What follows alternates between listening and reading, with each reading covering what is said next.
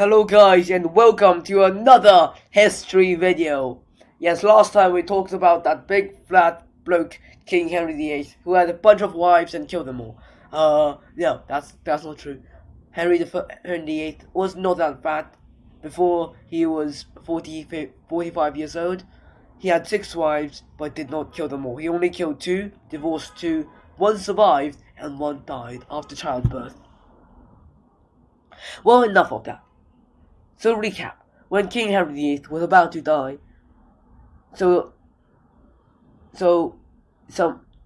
he said, Sire, you have 3 choices to make your next king. Mary, who is 30 years old, Elizabeth, who is 13 years old, and, of course, your son Edward, who is 9 years old. Of course Edward dies. So King Edward was made the next king of England, and he was King Edward VI. In this video, we're going to talk about his personality, his changes to religion, and what happened after he died. So let's first talk about his changes to religion. So King Henry VIII, he closed monasteries, took their money, made himself head of the church, kicked out the Pope, and translated the Bible into English. Although he was Catholic, what he mostly did, especially translating the Bible, was probably quite Protestant. And King Edward VIII, in coincidence, was a very strict Protestant, or a Puritan. Wait a sec. What is Catholics? What are Protestants? Well, please see it in a further video. So when you do subscribe, turn on your notifications, and maybe one day you will find it straight, and then you can watch it. So what did he make? Any changes? Firstly, he made priests spend less money on robes and chapel decoration. He made a new prayer book in English, not in Latin. He made pulpits and war plagues on the walls, obviously, which contains the Lord's Prayer and parts of the Bible. He also put in ordinary candles and furniture, not gold ones, and statues were mostly removed. Well, I can't comment about this, but if you're a Catholic, you might say this is bad. If you're a Protestant, you might say this is good. I personally think it's okay. Well, but most of England didn't like it. So what about his personality? Was he a good king? Let's talk about some facts. Firstly, he had lots of people who rebelled against him and did not obey the new laws. He once slaughtered the entire population of a village. And he also killed his uncle, who reigned a long time with him, because his uncle accidentally killed his favorite pet. What a bad, cruel, and wicked ruler. Wait a sec, no. Stop. In history, you always had to look at something in both sides. You can't just say, because he killed him, he's a bad guy. What if the person he killed was also a bad guy? In this case, firstly, he killed lots of people. Yes, in history, although it's not very humane or benign, I agree with that, but it's kind of normal to kill rebels because they don't follow your reign. And lots of famous kings, including King Henry VIII, King Henry VII, and even William the Conqueror, or William the Bastard, if you want to call him. Check out this video to learn more about him. They killed lots of people in rebellions. So maybe what Edward VI did was pretty normal at that time. And was he very smart? His uncle was actually trying to kill him. So Edward VI, knowing and who had already unfolded the plot, may have just said, you're gonna kill me. Maybe I just get some excuse to kill you first. And his uncle who wanted to kidnap him to get the power, maybe got outsmarted. As I said, in history, you have to look at both sides. You cannot only look at one side of the iceberg. So what happened after his reign? Well, obviously, King Edward VIII ruled unhappily after England was a Protestant nation for years. Catholic England began to change, and then he reigned until he was 15 in 1553 and died of tuberculosis, a currently incurable lung disease. He only reigned for 6 years. Okay, so sire, you have two choices to make the next ruler. Mary, who is 30 years old, and Elizabeth, who is 13 years old. Choice number 1 or 2. You know what? What about choice number 3? Edward VI named Lady Jane Grey, his 15-year-old cousin, the next ruler. She was Protestant, and maybe Edward VI wanted England to be a Protestant nation for longer because Mary was Catholic. Well, he did do that for 9 days. In the middle, you can see Lady Jane Grey. Goodbye, Edward VI. Yes, comes Lady Jane Grey, rules for 9 days, or called the 9 days queen, and gets kicked out.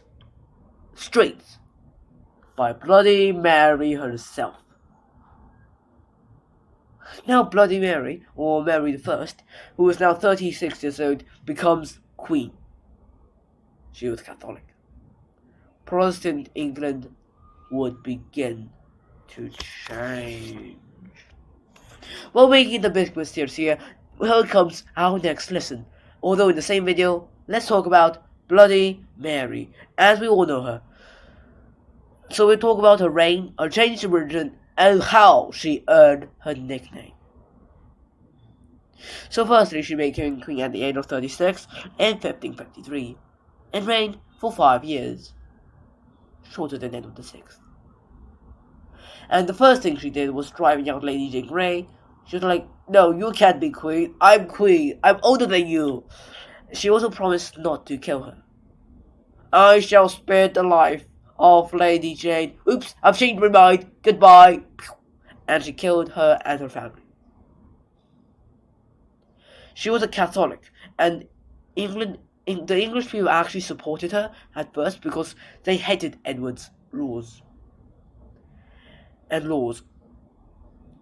She also married King Philip of Spain, but this was seen very unpopular because King Philip was hated by the public, and they were also afraid that King Philip would try to dominate her rule. Then came the bad part. Mary burnt people. I mean, they didn't support her reign, and they were mostly Protestants, or maybe humble shopkeepers, etc. She burned 300 of them in total. And she is now the top Tudor burner because the second top Tudor burner, Henry VIII, only burned 81 people. Although Henry VIII killed 70,000, a match way more than Mary did. And people were actually very happy after she died. There were celebrations like, finally she's dead. A bit of a contrast. And after she died, her history was recorded by Protestants, so it might have been quite biased. Never mind that, let's talk about what she did to religion. Firstly, she put the Pope back. So, Henry VIII's gravestone moved. Never mind. And she redecorated the church. She also put books and services back in Latin. Edward VI gravestone moved. And as you can see, Protestants were very angry about this. And they were like, oh no, Mary, you can't do that. Oh yeah, I can. And you're burnt. And then many people actually began to give her the nickname Bloody Mary and start to insult her. They actually made a nursery rhyme for her. Mary, Mary, quite country, how does your garden grow? With silver bells and cockle shells and pretty maids all in a row. If you analyze this, firstly, contrary means opposite, and they wanted to say that Mary just changed England to a Catholic nation just for the sake of it. And silver bells Mary actually liked listening to church bells. It's very unfashionable at the time. And cockle shells, actually when your husband has an affair, and this is true, King Philip did have an affair, loads of affairs to be honest, a person would be called a cuckold if her other half had an affair, and cockle shells, where it comes from. And also it was rumored that Mary actually did have children, they just died at a very early age, and Mary buried them in the row, and pretty maids all in the row. So how did Mary die? Well, somebody obviously assassinated him. No. Oh, well then she got driven out, like Mary Queen of Scots. No. So, how did she die? Firstly, she felt pain in her stomach. Yeah, pregnant. Oh, why? Dies. So before she died, she was also given the choice, given to two of her previous monarchs. Who shall you make the next king? Queen Mary, you have only one choice. Queen Elizabeth I, now 24 years old. As if I have another choice, dies. So Queen Elizabeth I was the next English queen. She was Protestant. Catholic England would begin to change. But how would England change under her reign? Would England become better, more prosperous, or go down in its original downfall? Spoiler. She was good. Well, I hope you have enjoyed this video. Please subscribe for more. If you did enjoy this video, do like and subscribe. Well, share this video to your friends. And, well, hope you look forward to the next video. All about Queen Elizabeth I.